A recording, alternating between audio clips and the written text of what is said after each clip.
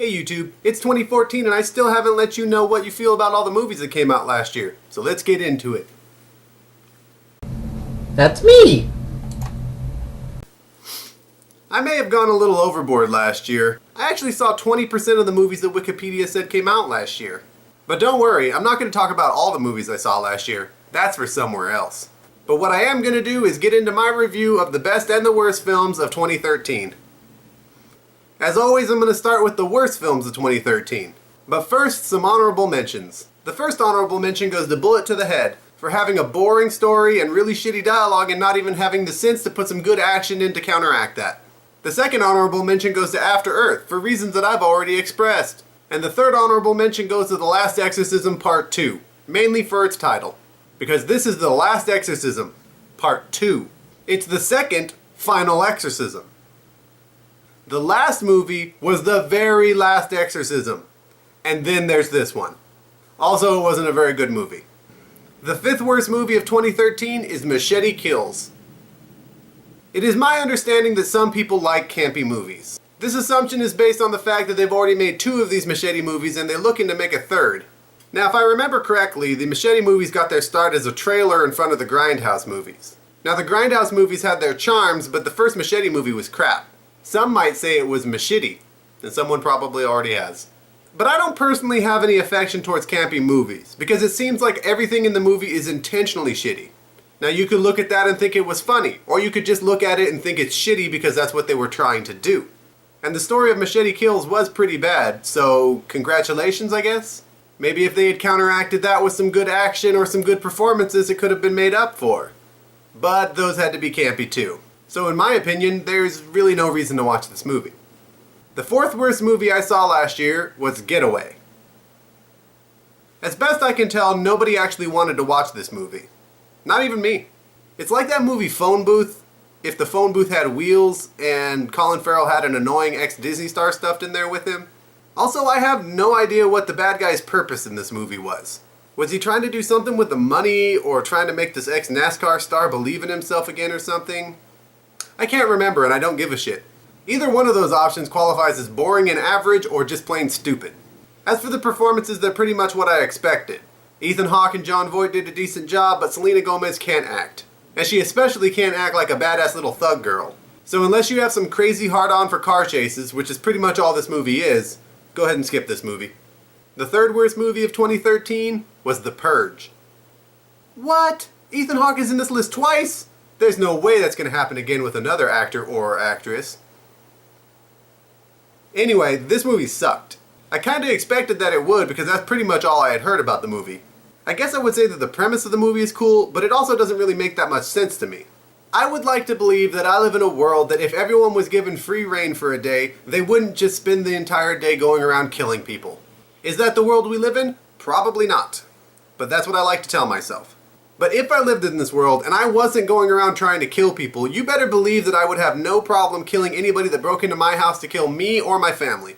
Whether they were just some gang of jerk kids or my asshole neighbors. Neither of them would survive that night if I was still alive and kicking.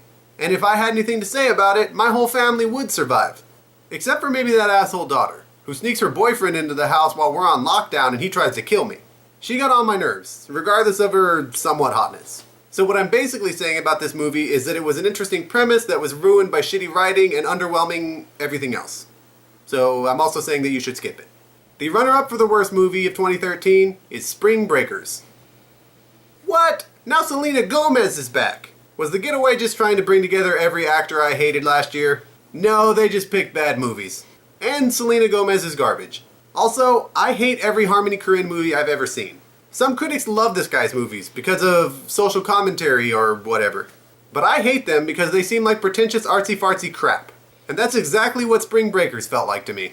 I guess I could give them credit for correctly capturing the spring break atmosphere, but I also want to have nothing to do with the spring break atmosphere. It's full of annoying girls that rob people, a bunch of drug dealers whose brains are fried by their own product, and rappers that tattoo ice cream cones on their face and can't act. The story of this movie was super simplistic and was only prolonged by the fact that they kept making people repeat themselves. Spring break! I imagine this movie would only be half as long as it was if they cut out all those scenes of people repeating themselves, and those scenes also made the movie feel like it was twice as long as it actually was. Spring break!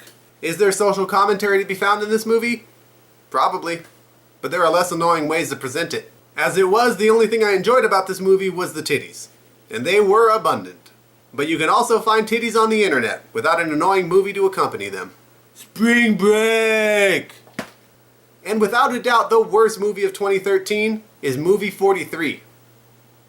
When I went into writing this review, I was unsure about every other selection but this one. This movie was aggressively and furiously and painfully unfunny. Filled with a level of comedy that I imagine could only amuse people that would consider it a wonderful and productive night to sit around and say underwear and poop to uproarious laughter. My mother once told me that I thought that was the absolute pinnacle of comedy. When I was 2. So I guess if you really hate your 2-year-old, this is the movie for them. And this movie seemed to be aware of how painfully bad their jokes were, because part of the story of the movie was these jokes being pitched to a studio who turns them down because of how unfunny and blatantly offensive they are.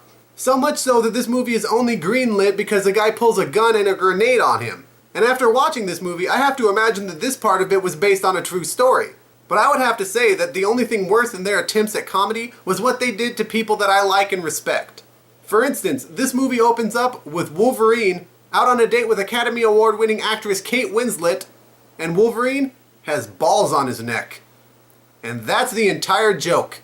And then they went on to dilute my affections for people like Halle Berry, Naomi Watts, Elizabeth Banks, Kristen Bell, Patrick Warburton, Anna Faris, John Hodgman, Matt Walsh, Seth MacFarlane, Stephen Merchant, and many others. And what bothers me most, if they had let some of those people get involved with the script in any way, this movie might have actually been funny. Instead, even some of their rare funny premises had shit thrown at them in order to sustain them as a sketch. And sometimes they literally had shit thrown at them. I love you, I want you. The most painful thing this movie has caused is that some people in my real life, who I respect for their sense of humor, told me that they laughed at this movie. And that was the unkindest cut of all. So whatever you do, don't watch this movie. Alright, let's attempt to wash some of that stuff out of my brain by talking about the best movies of 2013. I would give an honorable mention to Iron Man 3. That was a pretty good movie, but disappointed the nerdiness in me. I liked the story, but I absolutely hated what they did to the Mandarin. Look, I don't need the Mandarin to have magical rings. I just would appreciate if you made him as badass as you showed me in the trailers. Some people call me a terrorist. I consider myself a teacher. Lesson number 1. The next honorable mention goes to Pacific Rim. This is a great and exciting movie, but let's face it, there's not much of a story here. And the last honorable mention goes to Man of Steel. Because it's a good movie, but let's face it, we've seen it before. The 5th best movie of 2013 is The World's End. I recently got into a conversation about this movie with a friend of mine that was really disappointed in this movie. What I had to remind him with this movie is that the only way he can find it disappointing is because it's the third part in a really strong trilogy. Shaun of the Dead is probably the best zombie movie I've ever seen. So The World's End doesn't quite measure up to the high bar set by the other two, but on its own it's a great movie. The story of this movie is strong, and sure it gets a little heavy-handed towards the end of the movie, but it counteracts that by filling the rest of the movie with hilarious and awesome moments. And the cast of the movie is fantastic. So as the last part of the trilogy, The World's End is a little disappointing, but on its own, it's actually a great movie. The 4th best movie of 2013 is Evil Dead. Look, I respect the original Evil Dead movie even with its camp appeal, but I was always a bigger fan of Evil Dead 2 and Army of Darkness because they were an outright comedy. The first Evil Dead movie never really worked as a horror movie to me. The remake, however, did. I felt like they improved on the original movie in almost every way. Because the remake is newer and probably had a lot more money to work with, they brought a lot more and more realistic gore. I mean, the numbers say it all. And neither one of these movies was really ever able to scare me, but this movie did build a lot of suspense and really worked as a slasher film. And the cast of this movie was absolutely fantastic. The only thing this movie left me wanting was Bruce Campbell. He wouldn't really have made sense in this movie, but Bruce is awesome, and if you're going to make a remake of one of his movies, I'm probably going to miss him. Well, I guess they did give us a little bit. But that was the only thing I missed, and this movie was awesome. Or to put it in another way, Groovy. The 3rd best movie of 2013 is Star Trek Into Darkness. This movie was a total win for me. I'm not going to spend a lot of time going into it because I've already done that. But what I would say about this movie is at the time that I saw it, it was only the second Star Trek movie I'd ever seen. And since then, I've seen the entire original series, the entire original movie series, most of Next Generation, and I've even purchased the Next Generation to be watched later. That kind of inspiration can only be caused by a movie with some good writing, some great performances, and some fantastic action.